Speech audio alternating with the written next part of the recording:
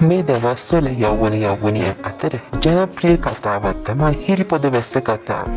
ඉතින් හිරිපොද වැස්ස කතාවේ ප්‍රධාන චරිතය ඒ කියන්නේ අභිගේ චරිතය අපි කවුරුත් ආදරය කරන ජනප්‍රිය නළුවෙක් වෙන ලවන් අභිෂේක් විසින් තමයි නිරූපණය කරේ. ඉතින් නොසිතූ විදිහට ලවන් අභිෂේක් හිරිපොද වැස්ස කතාවේ ඉවත් වෙලා කියලා තමයි අපිට ආරංචි වෙන්නේ. ඒ වගේම හිරිපොද වැස්ස කතාවට තවත් අලුත් චරිතයක් අභිගේ චරිතය වෙනුවට පැමිණ සිටිනවා.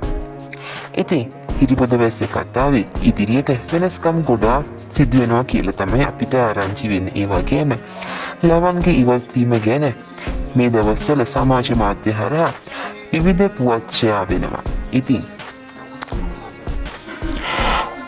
ඉතින් කොහොම වුණත් හිරිපොද වැස්ස කතාවේ අභිගේ චරිතය වෙනස් නොකර කතාව ඉදිරියේදීවත් නැවත ලවන් හිරිපොද වැස්ස කතාවට එනවට ඔයාලා කැමති නම් අනිවාර්යයෙන්ම මේ වීඩියෝ එකට ලයික් එකක් දාන්න. දිනපතා මේ වගේ වීඩියෝ බලන්න අපිත් එක්ක එකතු වෙලා ඉන්න. සුබ දවසක්.